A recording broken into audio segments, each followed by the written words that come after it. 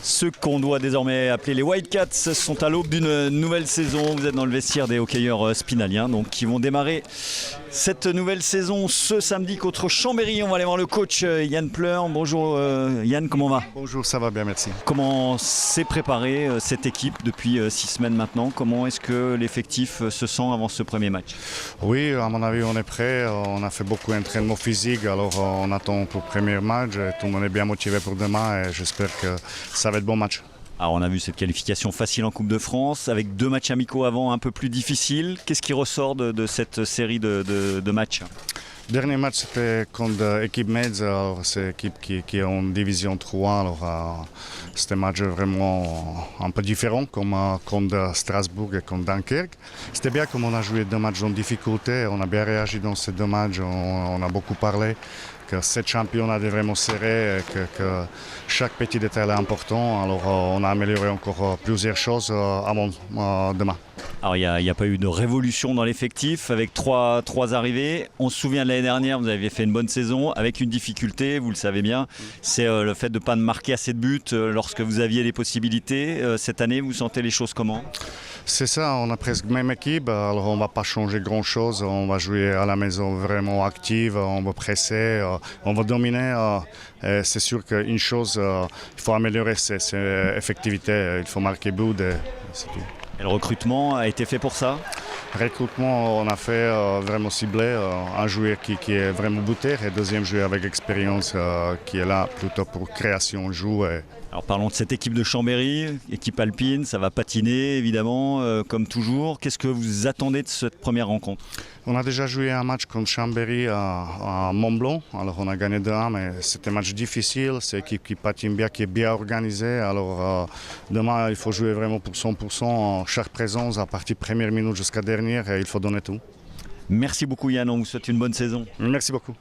On va aller vers le capitaine Martin Charpentier qui est juste là, à côté de nous. Bonjour Martin. Bonjour. Comment va ? Ça va. Alors on vient de faire le point un peu avec le coach. Comment vous sentez l'équipe avant le début de cette saison ? On est tous impatients parce que ça fait 6 ou 7 semaines qu'on se prépare pour ça, donc ça devenait un petit peu long. Donc les choses sérieuses vont commencer, donc on a tous hâte de démarrer demain. Alors il y a eu du bon et du moins bon lors de la préparation ? Ouais, on a bien commencé. Les 2 derniers matchs ont été un peu plus difficiles, mais ça fait partie de la préparation. On était là pour se jauger par rapport à toutes les équipes. On sait où on en est, mais les choses sérieuses vont commencer, donc on espère qu'on va commencer de la meilleure des façons contre Chambéry. Il n'y a pas eu de révolution à l'intersaison. Vous qui avez de l'expérience maintenant, est-ce que vous sentez qu'il y a un peu de plus-value dans cette équipe, notamment sur ce qu'on a tous constaté l'année dernière, l'incapacité parfois à marquer des buts quand vous aviez les possibilités ? Ouais, il y a Peter qui est doué devant la cage, qui marque beaucoup de buts. Il y a Yaroslav aussi qui amène beaucoup d'expérience. Je pense que c'est ce qui nous a manqué l'année dernière contre Cholet en play-off. Et le retour d'Antoine qui est important pour nous, un spinalien qui a joué pas mal d'années en Magnus, donc il va aussi amener de l'expérience et de la sérénité. Bonvalo, Antoine Bonvalo dans les buts. Vous partez dans quel état d'esprit en ce début de saison avec l'objectif play-off évidemment ? Ouais, c'est sûr que l'objectif c'est les play-offs, mais la saison est longue quand même.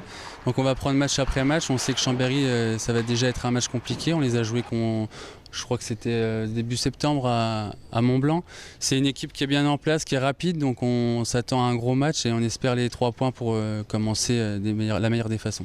Le public vous attend évidemment et on sent cette impatience. Ouais, je pense qu'ils seront présents, nombreux. C'est comme nous, hein, j'en ai l'impression que c'est de plus en plus long les débuts de championnat. Là, on est presque à la mi-octobre, donc on a tous hâte que ça commence. Tout dernier mot, comment va le capitaine ? On sait qu'il y a eu pas mal de soucis, la dernière un petit peu moins. Pour l'instant il va bien, il touche du bois, mais j'espère que ça va continuer comme ça. Allez, on vous souhaite une super saison, merci Martin. Merci beaucoup. Martin Charpentier et ses coéquipiers qui lancent donc ce samedi une nouvelle saison en première division. Le peuple vert et noir est très impatient de voir ça. Épinal-Chambéry, premier face-off ce samedi à 18h. Un match à vivre en direct sur Vosges Télévisions.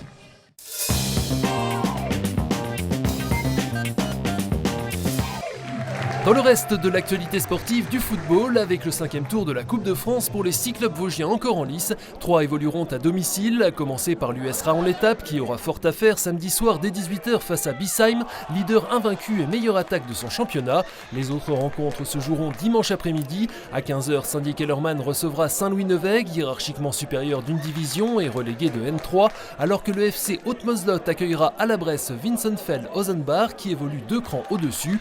Un niveau d'écart à combler pour l'ES Golbet qui jouera en Meurthe-et-Moselle. Tirage plus clément pour l'ES Taon et le SAS qui se déplaceront chez des Régionales 2. Les Spinaliens joueront à 17h30. En volleyball, après une entrée en matière facile face à l'Institut fédéral il y a 15 jours sur ces images, puis un succès précieux au tie-break à Quimper, premier vrai test à domicile ce samedi soir pour les Louves de Saint-Dié qui accueillent Talouin, une formation nordiste toujours Fanny. Premier service à 19h10 au Palais Omnisport Joseph Claudel. Toujours en élite, les garçons du SAS tenteront eux de décrocher leur première victoire à Saint-Pierre-Calais. En N2, le CAM est exempt. En N3, les garçons de l'AS Girardmer se rendent à Fontaine-les-Dijon. Toujours au rayon des sports collectifs nationaux du handball avec le premier vrai match à domicile comprenait au Palais des Sports des Spinaliens. Battus lors des 3 premières journées de N2, les garçons accueillent cette fois la réserve du Grand Besançon. Match samedi soir à 20h15. Les filles sont au repos ce week-end. Ils n'avaient pu accueillir au mois d'août le traditionnel Grand Prix d'été de Girardmer en raison de la sécheresse. Le tremplin de saut à ski des Barus va se rattraper ce week-end en recevant les OPA Games, soit les meilleurs sauteurs et combinards de moins de 15 ans de l'Europe de l'Ouest. Compétition individuelle de combiné nordique samedi dès 9h45, de saut spécial dès 15h45. Rebelote par équipe cette fois dimanche à 9h30 et 11h45. Enfin, côté course nature, retour du Sap Trail, l'épreuve proposée par l'amicale des sapeurs-pompiers d'Épinal qui n'avait pas pu avoir lieu ces 2 dernières années, Covid empêche. 2 formats au programme dimanche matin, 19 km pour 900 mètres de dénivelé positif ou 10 km pour 400 mètres de montées et descentes. Départ respectivement à 9h30 et 10h de la caserne rue André Vitu.